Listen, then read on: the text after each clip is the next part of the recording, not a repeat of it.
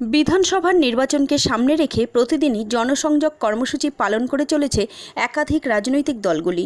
শুক্রবার কুলতলি বিধানসভার বিজেপি প্রার্থী মাধবী মহলদারকে সঙ্গে জনসংযোগ শোভাযাত্রায় অংশ নিলেন বিজেপির প্রাক্তন রাজ্য সভাপতি তথা রাজ্যসভার সাংসদ রাহুল সিনহা।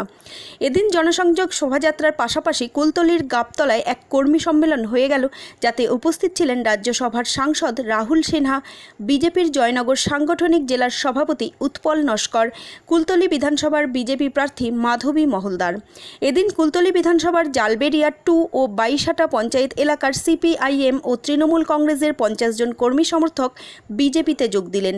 এদিন জালাবেরিয়া 2 পঞ্চায়েতের তৃণমূল কংগ্রেসের যুব সভাপতি শম্ভুনাথ মাঝি, 117 নম্বর বুথের ভীম নস্কর নাইয়া, সঞ্জয় মাল, 113 নম্বর বুথের তৃণমূল কংগ্রেসের কর্মী সহ বাইশাটা অঞ্চলের সিপিএমের বেশ কিছু পরিবার এদিন বিজেপিতে যোগ দিলেন। এদিন তাদের হাতে দলীয় পতাকা তুলে দেন রাহুল সিনহা।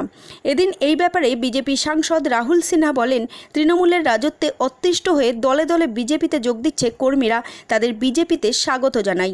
এবার ডাবল ইঞ্জিন সরকার হবে রাজ্যে। কুলতলি থেকে উজ্জ্বল বন্দ্যোপাধ্যায়ের রিপোর্ট, গাঙ্গেয় সুন্দরবন বার্তা।